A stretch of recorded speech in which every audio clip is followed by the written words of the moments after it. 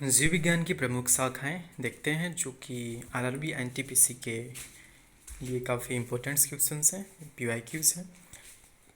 पहला क्वेश्चन हो जाता है, सब्जियों फलों और फूलों जैसी उच्च मूल्य वाली फसलों की खेती को क्या कहा जाता है? तो उसे हम लोग बोलते हैं हॉर्टिकल्चर। क्या कहते हैं? हॉर्टिकल्चर कहते हैं। कोशिकाओं के अध्ययन को क्या कहते हैं? तो कोशिकाओं के अध्ययन को साइटोलॉजी कहते हैं। क्या कहते हैं? साइटोलॉजी। विटीकल्चर क्या है? तो विटीकल्चर अंगूर की खेती को कहते हैं। सब्जियों की खेती को हम लोग बोलते हैं ऑलरिकल्चर और फूलों की खेती को फ्लोरिकल्चर। एपिग्राफी क्या है? तो शिलालेखों का अध्ययन, शिलालेखों के अध्ययन को हम लोग क्या कहते हैं? एपिग्राफी कहते हैं। ऑस्टियोलॉजी, ऑस्टियोलॉजी क्या है? तो कंकालों का अध्ययन। वहीं एपिग्राफी पता ही है, शिलालेखों का अध्ययन। कार्टोग्राफी मानचित्रों का अध्ययन और न्यूमिस्मैटिक्स सिक्कों का यानी कॉइन्स की स्टडी को हम लोग कह देते हैं। वहीं पे अगला क्वेश्चन आ जाता है, पक्षियों के अध्ययन को हम लोग क्या कहते हैं? तो पक्षियों के अध्ययन को हम लोग ऑर्निथोलॉजी कहते हैं। ऑर्निथोलॉजी पक्षियों के अध्ययन को कहते हैं। हर्पेटोलॉजी हम लोग उभयचरों एवं सरीसृपों का अध्ययन को बोलते हैं। ऑफ्थेल्मोलॉजी हम लोग आँखों का चिकित्सक के अध्ययन को बोलते हैं। एंथ्रोपोलॉजी मानव के क्रमिक विकास के अध्ययन को कहते हैं। नेक्स्ट है सेरीकल्चर। सेरीकल्चर शब्द निम्नलिखित में से किससे संबंधित है? मछली पालन, रेशम की खेती, पक्षी पालन या फिर मधुमक्खी पालन से। तो सेरीकल्चर रिलेटेड हो जाता है रेशम की खेती से। सेरीकल्चर रेशम कीट पालन का अध्ययन को बोलते हैं। पेसिकल्चर हो जाता है मत्स्य पालन का अध्ययन। एपीकल्चर हो जाता है मधुमक्खी पालन का अध्ययन। वहीं पे एवीकल्चर पक्षी पालन से रिलेटेड हो जाता है। निम्नलिखित में से कौन सा शब्द पशु व्यवहार के जैविक अध्ययन का सबसे अच्छा वर्णन करता है? इटियोलॉजी, एथनोलॉजी, एंटोमोलॉजी या फिर एथोलॉजी। तो क्या बोला है? पशु व्यवहार के जैविक अध्ययन का सबसे अच्छा वर्णन करता है तो एथोलॉजी। कौन करता है? एथोलॉजी। इटियोलॉजी किसे बोलते हैं? तो रोगों के कारणों का अध्ययन, रोगों के कारणों के अध्ययन को क्या कहते हैं? इटियोलॉजी। एंटोमोलॉजी किसको बोलते हैं? तो स्टडी ऑफ इंसेक्ट यानी कीटों का अध्ययन।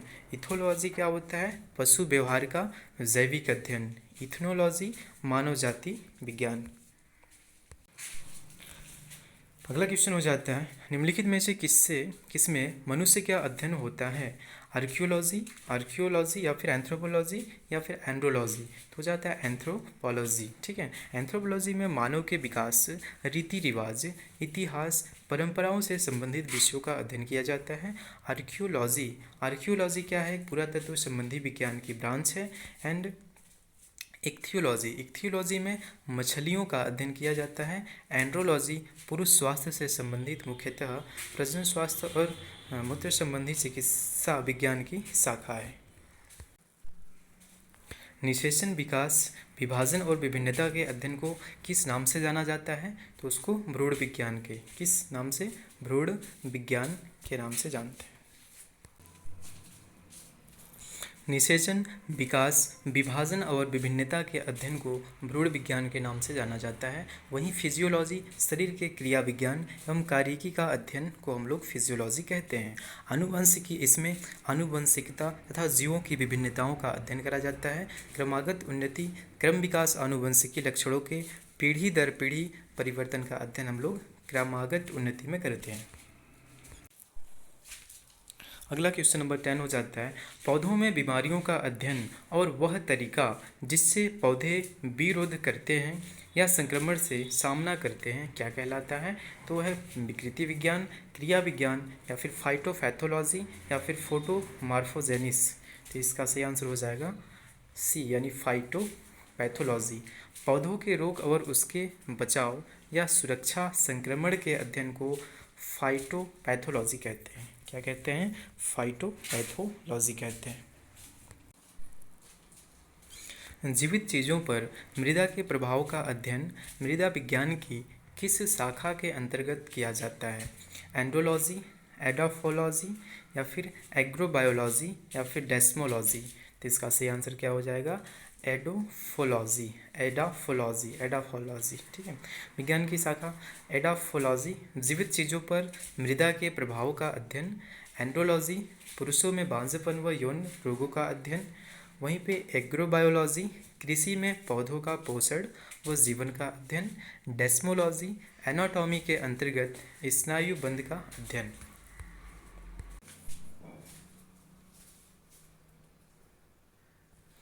निम्नलिखित में से शरीर विज्ञान एवं चिकित्सा की वह कौन सी शाखा है जो पुरुषों के विशिष्ट रोगों एवं स्थितियों से संबंधित है? एंड्रोलॉजी, एस्ट्रोकोलॉजी या फिर बायोकोलॉजी या डेस्मोलॉजी। इसका सही आंसर हो जाता है एंड्रोलॉजी। क्या होगा? Option number A, andrology. निम्नलिखित में से चिकित्सा विज्ञान की कौन सी प्रशाखा यकृत के उपचार व अध्ययन से संबंधित है? हेल्कोलॉजी, हिपैटोलॉजी, हेट्रोलॉजी या फिर जेरिएट्रिक्स। इसका सही आंसर हो जाता है ऑप्शन बी, हिपैटोलॉजी। हिपैटोलॉजी के अंतर्गत लीवर, पित्ताशय की थैली यानी गैल ब्लैडर और पैनक्रियाज के साथ साथ उनके विकारों का अध्ययन करा जाता है।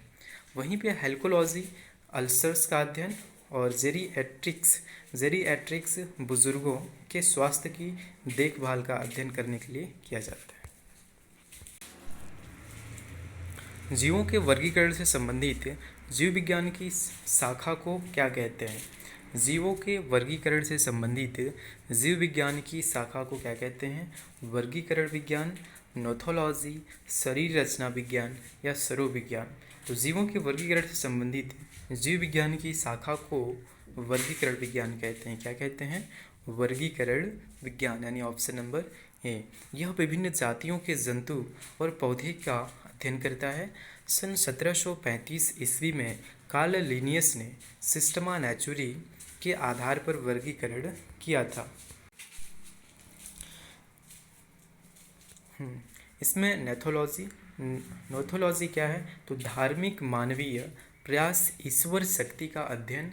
शरीर रचना विज्ञान क्या है? एनाटॉमी।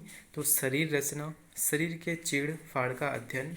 सरोविज्ञान क्या है? लिम्नोलॉजी, नदियों, झीलों, तालाबों, जलप्रपातों, आर्द्रभूमि और जो समुद्र से अलग हैं उनका अध्ययन क्या कहलाता है? लिम्नोलॉजी। विज्ञान की एक शाखा जो जीवन या पृथ्वी से परे मौजूद जीवन की संभावनाओं से संबंधित है उसको क्या कहते हैं?